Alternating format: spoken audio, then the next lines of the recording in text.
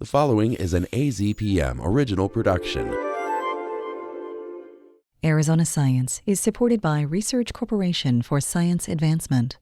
For Arizona Public Media, I'm Tim Swindle, Professor Emeritus of Planetary Science at the University of Arizona, and this is Arizona Science. Joining me today is Ali Behrangi, a Professor of Hydrology and Atmospheric Sciences at the university. You and your team have been working on methods to get more accurate data on snowfall in the ground in Antarctica from spacecraft. How can you use spacecraft to measure something that's so far away on the ground? Hi, Tim. In a nutshell, we improved the precipitation record over Antarctic by using the most advanced satellite observations of precipitation to revise the older estimates available from older satellites that provide longer record. This is important because for climate studies, we need accurate, long-term, and consistent data. I should mention that we can use precipitation and snowfall interchangeably over Antarctica, and this is because almost all precipitation falls as snow due to the extremely cold temperature of the continent. How frequently is the satellite over Antarctica and making measurements?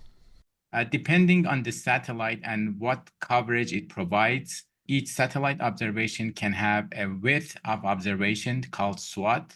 And some satellites have a very wide SWOT. Some satellites have a very narrow one. In our case, we use CloudSat, which almost has no width. Basically is a pencil type of observation. You pass over the region. We don't have much coverage. So we need to wait a month almost to cover a big part of the region of interest. So the short answer is depending on this type of satellites. In our case, it requires a month of accumulation at least to cover the region. How are you actually using these measurements from satellites to adjust the climate record? We first use snowfall estimate from the 94 gigahertz W-band radar measurements on NASA CloudSat satellite made available to us after 2006. To calculate the climatology of monthly and annual snow accumulation over Antarctica. We did some quality control and applied mathematical models to fill in some observational gaps, mainly due to the sampling issues. Then we compared the new snowfall estimates with the older estimates retrieved from the older infrared-based satellite images. And then we calculated the correction factors.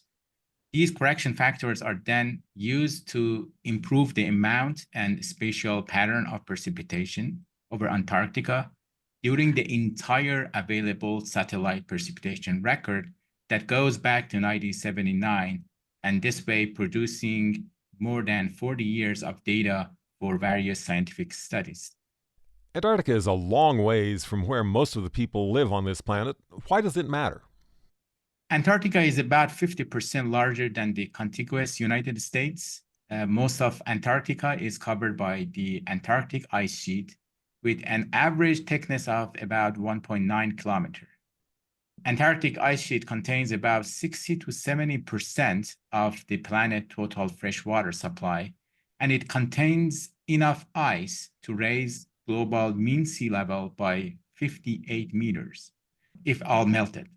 And by end of a century, the net ice loss from Antarctica alone is expected to add about 11 centimeters to the global sea level rise. So as climate warms, the health and fate of the ice sheet and its contribution to sea level rise depends on the inflow and outflow from the ice sheet. Satellite data have been crucial in tracking these changes.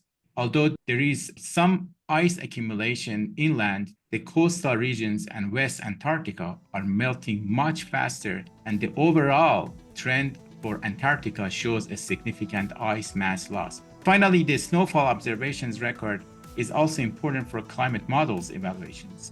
The outcome could be helpful to determine which model or models perform better for historical data, and accordingly, one may trust the climate model projection that best matches the historical data. Thanks for talking with us, Ali. You're welcome.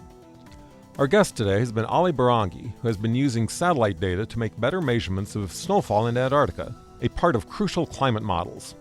This is Tim Swindle, and you have been listening to Arizona Science.